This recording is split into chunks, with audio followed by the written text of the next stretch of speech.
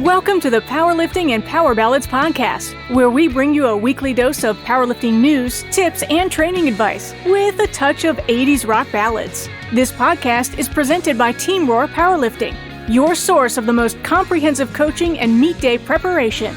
Here are your hosts, Josh Rohr and Laura Sturm. All right, I'd like to welcome my co-host, Josh Rohr, the man that has acted as a meme before in a marketing effort, but he wouldn't break character at all, so he couldn't really talk about powerlifting. That was an epic failure. I spent a couple $1,000s to be in this event to promote the business, and dressed as a meme or dressed as a mime. A mime. Did I say meme? Yeah, and people kept asking me questions, and I wouldn't answer them because I had to stay in character. In hindsight, not the best idea. Anyway, welcome to you, Laura Sturm, aka blue streaks in your hair at all times. Or I think they're blue, right? Well, none. I've got none now. Oh, well, then They're this all doesn't grown apply. out. Do better, Josh. Do better. All right. Well, I think we should kind of introduce, the man that's got the murky voice in the background here. Yeah, the creeper in the background. So we have a guest today, the man with the knowledge bombs, powerlifting. Uncle Jeremy Hartman from Hartman Performance Training. Welcome, Mr. Hartman. Great. Thanks for having me, Josh and Laura. It's good to see you guys again. Been too long, and I miss you guys. All right. So before we get into you, we're going to put you on hold. We just wanted you to say hi. Laura's going to give us the track of the week, and then it's going to be Jeremy Hartman time. All right. We're going to flip the order just because we want to get through with this and talk about the track of the week. So powerlifting and power ballads. The power ballads part of this podcast is talking about the track number 6 in Josh's epic CD that he made, which is From Slaughter, Fly to the Angels. It's kind of a little sleeper song. It is. It's underrated, but not in my book. I mean, obviously. Yep. So anyway, all right, we got that out of the way, and not to downplay Slaughter because it's a great song, but I want to make sure we get to Jeremy Hartman. So a little bit about Jeremy. Him and I we actually met unofficially. Didn't really know we met 2002. It was my first competition. I actually competed against Jeremy by formula, and the son of a bitch beat me. But that's another story for another day. Some more about him. Him and I once we were in college, we both went to college in Ohio. So we started kind of training together and helping each other out at meets and stuff like that. And then I think it was a few years later that we realized that we actually competed against each other in my first meet. So that was kind of cool. But a little bit more about Jeremy. He's a 7-time USA Powerlifting National Champion. He's been a multi-time competitor at the Arnold Sports Festival in the Pro Deadlift. He's a bronze medalist at the IPF Junior Worlds. He placed 4th at the IPF Open Worlds in 2008. And during that competition, he got the bronze medal in the bench press, benching 523, and he had the gold medal in the deadlift, pulling 782. And to me, the biggest, again, this is an opinion here, my biggest star for his resume is actually the 7th place at the World Games in 2009.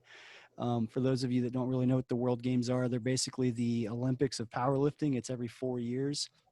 And just to even make the team to get to the World Games, you have to have competed at the IPF World Championships, essentially. So, hell of a resume. And the ironic thing, I can't say irony, and maybe you guys will disagree, maybe you'll be offended by this, but I actually would consider Jeremy a better coach than he was a lifter. So if you look at the resume of what he's done as a lifter, it's pretty damn impressive. So take it for what it's worth. That's my opinion. I think that's a pretty good opinion, actually, because every time I've seen Jeremy working with his girls at national meets, I'm just so impressed with what they are able to do. It's really awesome to watch. Yeah. So we'll let Jeremy do some talking here. So we actually had a question. This was before we announced the guest. This is a general question, but I think it would be a good one for Jeremy to answer as well. So the question came in: how do you stay motivated in training when there's no competition in sight? Well, I take a little bit of a different approach to that. So, when you don't have a training, especially during now with the way meets are, but even in general, if you want to call it an off season, I mean, I think we're always trying to get stronger year round, regardless in different forms, but motivation is different challenges right now. So, what I'm doing right now is I have my girls who are national champions, on the IPF world teams. We're doing a lot of strongman training. I'm getting them different strength challenges right now, some stuff a little out of the norm. We're still doing squat, bench, and deadlift, but we're doing a lot of variations. We're doing low box squats. We're doing some different barbell training, accompanying resistance. We're adding bands and chains to what they're doing, which I normally don't do a lot of in their off seasons. A lot of farmers walks, tires work, sled work, bringing up a lot of general physical preparation, GPP work, a lot of conditioning. Next thing is some single leg stuff. We're doing a lot of lunges, Bulgarian split squats. And what I'm doing is I'm giving them different challenges every single week. And with challenges, stuff we normally don't get a chance to do, or stuff they're not very good at, and we build upon those every single week. So it's challenging them on there. We're still making sure that our classical lifts are still making improvements, whether it's through reps, periodically kind of near testing the 1 rep max, but more maybe getting that 90% range and hitting some solid numbers in there. Because I think you can only compete at a high level for a certain amount of time when you're peaking for a meet. So it's just really bringing different strength challenges to them, giving them different options, keeping them athletic, which is very important for a lifter for long term, and then just making sure that we're making continual improvements on strength year round. Yeah, I would agree with that. I mean, I think not having a competition site kind of gives you the opportunity to work on the little things as well. The weaknesses, the things you wouldn't normally maybe have time to do and correct. This is the time to do that. And really, there's never a bad time to get strong. I don't care that there isn't any competitions coming in. Just keep getting stronger. That's what it's about. Yep. And I think this is kind of moving into a question I had for you, Jeremy, is one of your slogans. I guess your main slogan is "Attitude is everything." Something that you kind of put on all your shirts and everything. And I guess my experience has been the longer I do this, the more that rings true. So do you have any, I guess, input onto that? And I think that even ties in with, how to stay motivated and things like that. A lot of it's perspective and what you put value on. So what are your thoughts on that? Yeah, absolutely, Josh. I mean, I agree with everything you just said. Laura had some good points too, just about training the off season, but the attitude is everything. I think it comes from a college and a high school strength coach as well, and having different athletes in different groups and training hundreds of kids that I get involved during the normal school day, because I do the PE classes, which are the strength training classes, and we're getting a variety of athletes. And these young kids come in, and it's their attitude. It dictates everything, whether they're excited about training, they're not excited about training, whether it takes them time to develop the excitement, time to realize how important this is to develop their sport. And it's the same thing goes with our lifting. I mean, it just dictates everything. And you always hear it with coaches, this kid's attitude. Oh man, if this kid would just improve their attitude and, just be focused like this every single day with their lifting. And it just carried over to my competitive lifters. It's the same thing. Like, man, when we come with a good attitude, like, hey, we got a meet coming up, or, hey, you know what? We didn't get, our PR for the day. We broke it back down. We fixed a couple different things.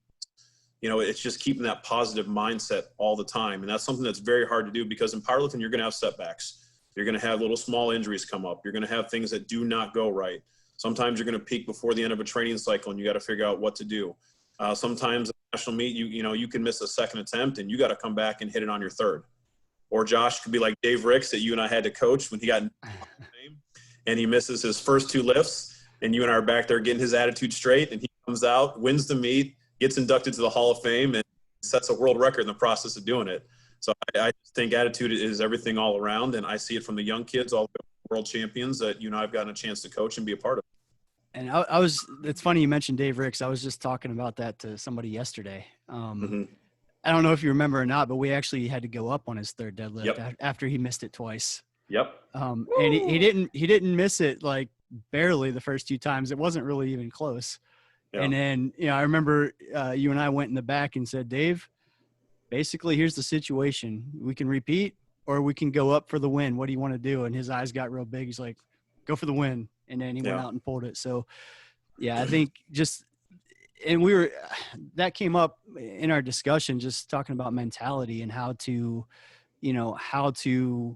always, I guess, put yourself in a situation mentally to succeed. And, you know, if you think about that, nobody in their right mind would go up on their third deadlift after missing twice. But Except Dave Ricks. Except Dave Yeah, Ricks. except Dave Ricks, yeah.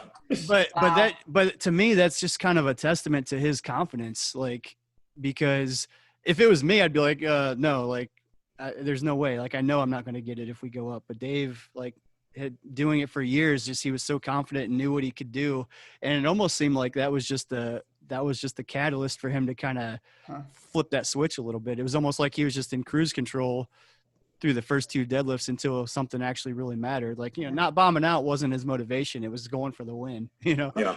Maybe he was kind of on autopilot. And then when that came up, you know, it would also be like if you approach the bar saying, oh man, I'm not going to make it. Well, guess what? You're probably going to be right. I mean, I don't think there's any time I've ever walked up to the bar and said, I'm probably not going to do this, that I was wrong. You know, yeah, exactly. I think attitude has to be right the moment you are there. You have to be in the moment. And I think it's not just attitude is everything, you know, in lifting. It's attitude is everything in life. Yep. I mean, it's kind of a attitude is everything in everything. There you go. It's all, yeah. But it's not like attitude later. It's not about something that's going to happen later. It's what's going on right now. What can you control right now? What do you have to work on right now? What are you going to do about that lift you just missed? What are you going to do? You're going to sit and cry and focus on that? Or are you going to go back and get it? Yeah. You know? And Dave's one of the best examples because there's a miss in powerlifting and there's Rick's miss. And we've sit there and pull him off the ground in Sherman's gym. And then he'll still go up the next set and something he had trouble with for a single, he'll hit for a double or triple with more weight on. That's why they call him Superman. Yeah, absolutely. And I think, Josh, since we're on the podcast, I think one big thing about that is, you know, we won the Open National title. One thing when it was you, Sherman, James were all in the corner. And, you know, we had second place locked up. And all you guys, I remember you coming up and saying, hey, we're going to skip your second attempt. And this was almost like the Dave Ricks situation. You said, hey, we're going to put all on the line on your third attempt. And I had a little bit of a back injury going into that meet. And it wasn't affecting me, but it was still there a little bit. And you said, what'd you come here for? You know, we're going to take second or third, or we're going to take first. We got to put all on the line. And, you know, Nick Taluki at the time, he had pulled a weight, you know, which you guys tried to argue with, and because he got the down command as it was slipping from his hands. But, you know, it was no big deal for me. I'd never been in that situation. Never in my life had I skipped attempt. And Josh, you and me love to deadlift. I mean, that's our favorite thing of all time. And when you guys came up and said, here's what we're going to do, it was no big deal. You know, I put my headphones on, pushed play on your CD player, Josh. that you borrowed? That I borrowed, yes, amongst other things. But no, it was the best decision. You guys came up and said, here's what we're going to do. Here's what we came to do. We don't think we need to do this. This is going to drain your energy. You already had a small injury. We're putting it all on the line, the third one. And I remember it didn't even faze me because I trusted you. I trusted the people that were in my corner. And, you know, we went out. We tied on the national title. I won because I was 2 pounds lighter. And Josh had set up the IPF Worlds that I did and set up World Games. But had you guys not done that, and had I not had the attitude that day, we would have never pulled that, and the rest of my resume would have been junk. Yeah, and that, you know, speaking of that situation, that was just kind of one of those things like, you know, being able to trust your lifter and being able to trust your handler, I think was a big part of that because, you know, there's a lot of lifters that I don't think would be able to do that because they have to take that stepping stone to get to the weight. But, you know, the fact that you had a little bit of a back injury, you know, to me, it's like, well, if I tell you it's for the win, I don't care if you warmed up even, like you'd go out and pull it. So that was one of those situations where it made sense to pass a second attempt, wait to see what, you know, the other lifter did and what we needed to win and put it on, and the rest is on you. So, yeah. And we actually, Josh, I ended up being a 2.5 kilo PR too, on top of all that. Yeah. I mean, I'd be 755 and I weighed 218, and that was for it was for everything, man. It was for the win. There was no ifs, ands, or buts about it. So not only that, we had a 2.5 kilo PR, something I never pulled. I didn't care what weight it was. When you guys did it and I saw the confidence in your eyes, it was just a split second, boom, let's do this then. Didn't even have a second thought about it. Yeah, and some people would argue, because I believe, do you remember what you opened with? I don't have it in front of me, but I know it was at least a 100-pound jump. It was upper. We started in the upper sixes, Josh, and then we went to 755. Yeah, it was almost a 100-pound jump from there. I want to say you opened at either 650 or 655. Yeah, and then we jumped to 755. Yep. But again, there was no I mean, obviously if I had doubt, we wouldn't have done that, but I'm like, oh, this is game over. So, Yeah. No, we already had the placing locked up. I was already going to make the award stamps. What was the difference here? right. Yeah. You go for it at that point. Yep. Absolutely. So, let's kind of segue into, I guess, the current state of powerlifting a little bit, and some of, obviously you and I both, we both coach athletes, and we both do a little bit of online coaching as well. Mhm. There are a lot of online coaches, and by a lot, I mean a lot. First of all, let's start with this. What do you classify as a competent qualified coach? What do you put stock in? Longevity. They got to have some stuff that they've been doing for a while. They got to have a good background. I want to know who I'm dealing with. What have they done? They have to have accomplished something. If they're going to train me to a level and bring me up, they just have to have something. I'm not saying you got to be national world and all this other stuff, but it's like when you're talking to people and you're trying to bring them up to the national scene and you're talking about it, you got to have some relative experience with it. So I think having the own personal background with it. I think the second thing is also, who have you developed? I always look for a coach. Now, who do you coach? Josh, you and I have sat in Dave Ricks's corner. I've sat in Dennis Cornelius and Ray Williams. I helped him out at your meet. When people ask me, I specifically say I did not coach him. I helped him at that meet. Right. That's the easiest thing in the world to do. And that's what drives me nuts sometimes when people are just game day coaches or something. But I think you got to, what have you developed? Who have you taken and really developed along the way over years? You've done a great job with your lifters. Lara's one good example all the way through, from her fitness competition days to making her be on the world scene and the stuff that she was able to do, especially in gear too. It's not like, it's just, you always look for the people. So what is their background? What have they personally done, their experiences? And then I look for, what have they developed? Who have they actually brought up? Like, hey, I've been working with this person for years. Here's where we started from. And now look what they're at with everything. And that comes with it. And the online coaching, it's just so, who's more popular right now? The Instagram stuff drives me nuts, when I see all this stuff and people ask me about it. And I'm like, well, who is that coach? What have they done and everything else? And a lot of these coaches, Josh, it's, get my spreadsheet, follow along over here. It's a programmable one, download and just pay this amount. Or, we have some free programs, and people come to me when they've done certain things and, oh, I was benching 4 times a week. It was great. But now my shoulders are wrecked for the last how many months? Or, I did this high volume squat. It took off, but now I can't squat or deadlift because my hips and my knees are shot. It's just because they got it from a coach who, Chico program and, had no experience with it. So it's just, it's looking at those factors and really doing your research about your coach and talking to them and decide to be the best one. But those are the key factors that I look for. Yeah. And I know that's both of our, so we have a little segment that we do called Josh's Pet Peeves. I think we skipped the last couple of weeks, but that's definitely up there is I guess the online coaching as a whole to a degree, but mostly the people that are, they help a lifter or a lifter, they do one cycle. Like, for example, like you mentioned Ray Williams and Dennis, like if Ray came to me and said, hey, will you coach me or will you help me at this meet? Yeah, I'll help him. But that does, like you said, I'm not Ray's coach. I didn't develop Ray. Like, so for me to take credit of that is bullshit. And people do that. And if you're one of those people, you're a bullshit coach. And I said it and I don't take it back. There. Yeah. Well, I also don't think there's a one size fits all approach to any lifter. I don't think there's any two lifters that are the same, that need the exact same thing. So to follow someone's generic online coaching program, can you get stronger if you're a beginner following a program like that? I guess. But at a certain point, you're going to need something that you need that nobody else needs. And I think, that Jeremy, we've had this conversation too, but that kind of is the difference in what we define as coaching and what other people define as coaching. Like, coaching is a lot more than here, do this workout, see you in 6 weeks. Yeah. It's the day to day. It's the checking in to see, going back to that attitude is everything. I mean, what kind of day are you having? Like, are you having finals this week in college and stressed out? That makes a difference in how your training is going to be. Yeah. So, yeah. Yeah. No, I agree, I'm really pissed off right now. I don't know why. I'm getting. No, it's because you and I sit there, Josh, when people send us stuff or, we get their videos, you see like, the Instagram coaches will tag me in your video and they might leave great job or something. Like you and I are dissecting like, well, we can do this better. Well, if this is bothering you, let's switch up your stance a little bit for right now. Or, hey, I'm seeing this weakness. Let's run this for a training cycle for a little bit.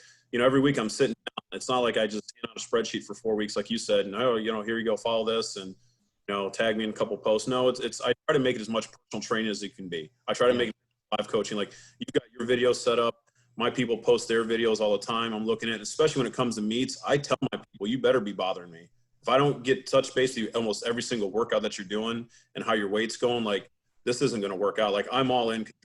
Like you're my athlete. You're representing me. Most importantly, I want to see you do well. So I make this as much interactive as it's possibly going to be with this distance and online coaching. Yeah. And I've seen too, I think some people just, you mentioned good job and stuff like that. I think there's a certain level of incompetence that a lot of coaches have, and they don't know how to fix something. So they just say good job, or, you're doing good, or, or give them some arbitrary thing that they heard, like push on your belt. Like they hear other coaches say it, so it must be right. Well, if you know what's actually happening, like all of these cues are meant to get a certain response from an athlete. They're not just arbitrarily thrown out to everybody. So, again, I'm going to get off this rant here, but I just think that a lot of people don't really know what to look for in a coach. So, whoever's the most popular on social media, unfortunately, is getting all of the attention right now. And here's a side note. I had somebody comment on one of our posts about a year ago, basically saying, well, how can you be a coach? You haven't even competed. And what do you even lift? And this is somebody that basically started competing 3 years ago. And I'm like, well, I didn't respond, but I'm in my mind, I'm like, I've not lifted in the last 3 years, but I've won more national titles than number of years you've been competing. So, that's what I'm thinking in my head, and people just don't know because, Jeremy, you and I started prior to all the social media stuff. So, I'm not going to speak for you, but I'm going to say on my half, like I'm not good at it. So, there are way more coaches out there that I can write down on a piece of paper that I know are great coaches that nobody's heard of because they're not on social media. Yeah. So I guess the point of this rant is don't base everything off of social media, and I'll stop talking now. Yeah. As the church bells ring. Yeah. Oh yeah. That's mine over there with everything. You can hear it good. Yeah. So, no, but I agree with that, Josh. Like you can't say nothing about it. And, we don't do as great a job. We don't have the best websites and everything else because we're too busy coaching. Right. People ask me that all the time. It's like, or this or that. It's like, I've been in the gym all day, especially if I'm strength coaching. I got, hundreds of athletes plus my competitive lifters with everything going on. It's, and I guess I take more pride in my coaching. The people that are around me, success kind of shows for it with everything that's available. Yeah. And we've, I mean, off air, we've talked before and we've both said that, we could do things differently and make a lot more money, but we would not be doing as good of a job coaching. And both of us, I think that, at least me, that bothers me. Like I'm not willing to go that route and not actually be as good of a coach. So I say that now, maybe in 10 years. But so this is a little bit of an arbitrary question here, but just for the listeners, I guess, what are some of your favorite assistance movements, Jeremy, for squat, bench, and deadlift?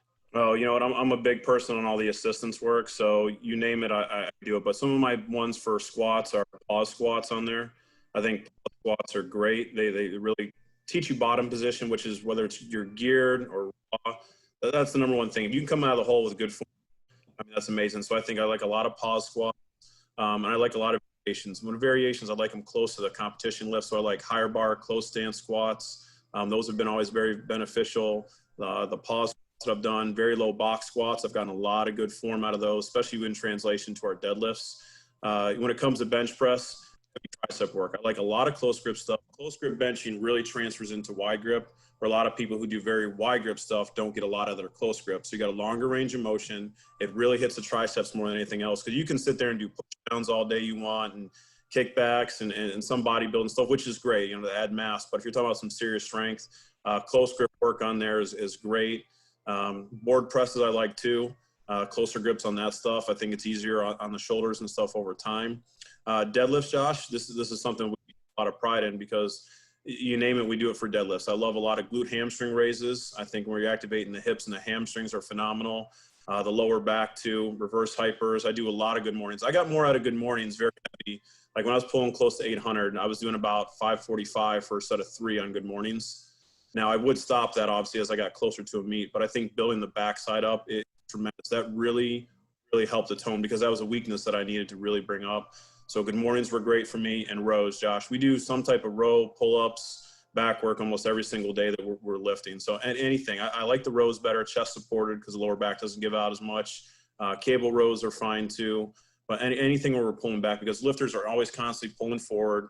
My athletes as well that I deal with too, a lot of everything is in front of you. So as much stuff as we can to keep pulling back, building up the traps, building up all the assistance work. So squats, high bar close stance, pause squats, benches, a lot of close grip, tricep work, and then deadlifts. So a lot of rows, a lot of back work, a lot of good mornings, glute ham raises, and we build the crap out of those especially in our off season. Yeah. And I think, I agree. There's a lot more to it than squat, bench, and deadlift. And, you can get strong fairly quick just doing those main 3, but guess what comes with that is injuries over time if you're not, developing strength overall. So, what are your thoughts on belt squats? I don't think they're very good. What do you think? Well, Josh, since you said that, I'll tell you why. The reason I like them is because Shelby Miles, one of my lifters, IPF world champion, the deadlift, IPF world bench press champion, and second in the world all around. One thing with her that I had to deal with is she had some back injury stuff that she had, just a genetic deform that her parents has, her brother has, and that she's had. Is something that we've always had to work around for quite some time. So we're doing with a lot of belt squats because trying to take the pressure off, trying to decompress her spine, and I hate them all because they all pull in a non-linear fashion. It was actually hurting her back more than anything. So I got upset about it, and I tried the cable ones. I've tried the other ones that are famous out there. We don't need to name names and all that stuff, but we did all that. And then so I developed a linear one because and my old wrestling coach got me into lifting. He had me, he was a metal fabricator and I always wanted to work on something. So I said, you know what, I got pissed at it and I wanted to help my lifter. And this was Shelby getting ready for the world championships just in Sweden 2 years ago. So we went ahead and we started working on a belt squat and we got a prototype out and it was pulling her in a linear path and holy cow, she could squat. It was making her back feel better. And about 4 or 5 weeks on that thing and holy cow, like she was feeling a lot better in addition to everything else that she was doing. So we started taking off on that. And then, I've been working on developing a belt squat that's more linear, like I said, and we've got a patent on it that we're working on right now. So I wasn't a huge fan of it before. It just pulls you forward too much on your toes. It wasn't doing real well. And the fact that it hurt my lifter when all they claim is spinal decompression and pelvis alignment and everything else. So I got pissed and decided to make my own. And man, after 3 or 4 weeks, it really cured hers and she was able to squat and keep her leg strength up. I just had her build her back strength up. And lo and behold, we only had 5 weeks where she hadn't lifted more than 225 on her back. And she went out there and took second in the world and was right along with all her old PRs. Yeah. Yeah. That's awesome. So, I'm sure you don't have details yet, but when that is available to the public, we'll definitely announce it on here. I'll be bringing it down in a truck to Atlanta. So I'll try it out. And awesome. Because if there's one person who'll tell me how it is and won't hold back, it's you, Josh. That's true. I'm not going to bullshit you. Hey, it might be easier for me just to come up there instead of you bringing the machine down here. Yeah, we'll see. Either way, we'll figure that Hartman out. Trailer. Yeah. That's funny. So Laura's got a fun story she's going to tell. Uh-oh. So the how Uncle Jeremy got to be Uncle Jeremy, right? Yeah. Really. I know that was Dan, my husband, for any listener who doesn't know. Dan Starr. Stan. Yes. So how did Dan get to be Stan is really the story. So I had gone down to, I think it was Baton Rouge for women's nationals with Dan, and Jeremy was there. And, I saw Jeremy and said, "Hey, Jeremy." He said, "Hey, Laura, how you doing?" And he texted Josh and said, "Hey, Laura's here. What's her husband's name again? And Josh, being the prankster that he is, says Stan instead of Dan. And then he texts me and tells me that he did that. So I told Dan and started calling him Stan as well. And all weekend, pretty much, until the very end of the weekend, I think we called Dan Stan. And then finally let on to Jeremy that Dan's name is actually Dan, not Stan. And I think you still call him Stan, though. Yeah, I think everybody still calls him Stan. It kind of stuff. Yeah. It's the joke that keeps on giving. Yep. And he came up with Uncle Jeremy. I'm not really sure why you're Uncle Jeremy since you're actually younger than us, but there you go. Yeah. I think it was that one day, like, because Josh came up to me one time when he visited me in Indianapolis and he was coaching some of my lifters. I told him to. I told my lifters, go get a perspective. Like, what? I said, yeah, listen to what he says. It's a different coach putting different eyes on you. And then I'd come down previously before, and Josh, we know that. There's no ego about this because it's like, hey, I got a great coach in here. Let him put his eyes. Just like I came down and worked with you as a bench day, you had a shirt. Josh, like, you take her. He goes, he goes, she already knows what I need to do. And, so I jumped in and I think we kind of worked on that with you that one day. And then Stan ended up jumping in. He goes, hey, can you take a look at my bench too? I think that's where the Uncle Jeremy kind of came out. It's like, Uncle Jeremy's helping us out. Yay. But it was good because I don't have an ego. Like when I said, when Josh came up that weekend, I had him look at all my kids and, I've been down to visit you. It's the same thing. And Laura, you were the same. You were asking for help, just like putting a shirt on. I would ask you guys for what do you think and what you're helping everything. And we all got better both times that we were coaching each other's athletes, got a new perspective thing on that. I loved how Stan ended up jumping in and asked me about his and there was no big deal. Other coaches would be offended. No, don't talk to my lifter. Yeah, you can listen to him. Josh and I don't have that problem because we know each other's background. We're confident in all that. And in the end, it's going to benefit us and our athletes. Mm-hmm. Absolutely.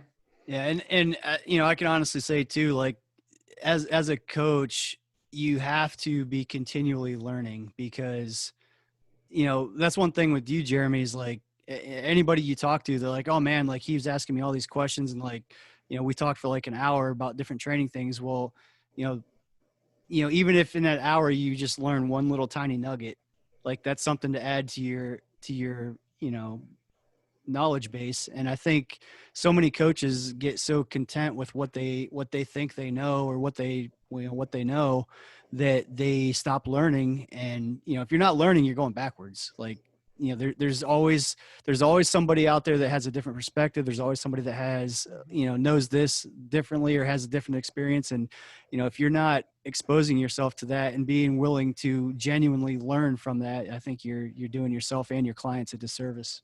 Yeah, absolutely. Josh, give you an example. I was just working with somebody lately and all their coach ever said to them when they were doing sumo deadlifts and they were having problems with it was keep loading your hips. You're not loading your hips better. And this had gone on they were paying this person for over a year and they really weren't going anywhere. And so finally they'd come to me and I'm like you. I was like, well, first of all, you tell your coach, number one, before we can work together that you're going to work with me. And if I need to call them, because I don't do this behind anybody else's back. I said, yeah, that's something you and I, Josh, agree on with everything. If somebody comes to us and you've been working with them well, you talk it over with them first and you make sure it's good. And if I need to as well. But lifter had been said the same thing, told the same thing. It was not clicking. It's like, why are you giving the same cues over and over again? So I gave them like 3 or 4 different things. They didn't end up pulling a PR, but they ended up pulling a lot better. Their back wasn't killing them at the end. And they finally understood what loading your hips was and putting all the pressure on it rather than someone saying the same cue over and over again. Because like you said, you're not expanding. It's not working with your athlete. Ask around, find a different way, send another coach a video. Hey, what do you think I should do about this person? I've done that with all my athletes to get ideas before. It's no big deal for me and I enjoy it. Yeah. And all cues really is just getting the athlete to make a mind-body connection and understand how to do something. So saying the correct thing to me is in a way bullshit. It's saying the thing that gets them to do what you want. So, if you say, hey, look at the purple butterflies, if that makes them like, I'm just making up random stuff now, but then that's the best cue for them. Right. So, if it works. Yeah. If it works. And that's, I think that's where coaching comes in, is being able to effectively communicate with your athlete and get them to understand what you're trying to get them to do. Yeah. So loading your hips. Yeah. That's the correct cue. For us, we understand what that means, but somebody that has no clue what that means is doing nothing for them except frustrating them and making them self-conscious about, they're obviously not loading their hips if you keep saying it, but I don't know what that means. So I'm just getting frustrated. And I'll be honest. And, I've obviously made that mistake and I think we probably all have at some point, but you know, I think a lot of it, you know, I'll use an example. One of the girls I coach, I won't give any more detail. I don't want to put her on the spot, but Laura. Yeah. But we were, you know, training for the Arnold, and, you know, one of my cues and one of everybody's cues is, and I think why I used this one earlier is brace against your belt, push against your belt, because it's so commonly used that a lot of times I just take for granted that people know what I mean by that. Well, she was obviously a very high level lifter, you know, lifted at the Arnold Nationals, everything. And we were training for about, you know, 8 months getting ready for this meet. And one day she's in the middle of a set and I said, you know, you got to push on your belt harder. And she just racks the bar and starts crying. And she says, I don't know what you're talking about. That doesn't make any sense to me. So I wasted 8 months saying the same thing over and over, assuming she understood, even though in hindsight, looking back, like, she wasn't fixing the issue when I said that. So I should have made the connection. It wasn't working. So those are just the little things like that, you know, I guess as I've done this longer, I've realized that I need to be more in tune and paying attention to, you know, the communication side of it, I guess. And I think that's a big aspect. A lot of people don't weigh as it being important, I guess. Yeah. I think, Josh, that's something that's helped me out just with my background. I've been fortunate enough when doing high school and college strength conditioning. It's like when you're dealing with athletes and you're showing the basics of everything too. I mean, all my athletes squat, bench, and deadlift. You know, yeah, they do Olympic lifts and all the other stuff, but they all do those because of fundamental strength exercises. And it's funny because the young kids, I'm teaching them, like you said, just some of the same stuff because they don't know how to do all this stuff. It's been good for me because I keep that, you know, I don't know the best term for it. I just keep that humility down there at that level. Because even when I'm working with bigger people, like you just said about the belt situation, one time like you said, it just wasn't working. I explained to my athletes. So I literally put my hand in the back of their belt and I was like, break my fingers. Yep. I did that when I was teaching my 14, 15-year-old kids come in when they were learning how to breathe and brace. Mm-hmm. And they pushed. I said, nope, break them harder. And then they learned to expand all the way around. Kind of like, oh, okay. Now I understand how to tighten up against the belt. Yeah. What page of the textbook was that in? Yeah, exactly. Right. Yeah. So if and I think that's the issue with, you know, a lot of book smart coaches is they don't know how to apply what they know. You know, like what you just said about, you know, everybody that's listening can visualize what you just did. So take a note from that. Like sometimes you have to do things that are so unmistakable what you're trying to get them to do to help them learn how to do things. So yeah, and that came from me just coaching high school kids because they didn't understand no matter what I didn't show. And I had, geez, oh man, there was probably 50, 60 kids in a class with me one time, and everybody had a belt and they all had to practice on each other. So they actually understood besides sitting up there and doing that. And that's something, again, because that's experience with coaching, that's being around large groups of athletes. That's why it's a little bit easier for me sometimes with one-on-one small groups of lifters, because that's what we do. You know, it's like, this is our full-time job regardless, you know, athletes, lifters, it doesn't matter. You know, you've trained them as well too. Yep. Cool. Well, we try to keep these segments to about 20 minutes. We're well over that. We have a lot we could continue on with, but we're going to try to wrap it up here a little bit. But I guess real quick, Jeremy, where can everybody find you on, I guess, website, social media, all those good things? How can they get in touch with you? Okay. Well, you can look up old stuff from Josh Rohr's stuff, and you'll probably find pictures of me helping him out in Atlanta. He has hair back then. Yes. Yeah.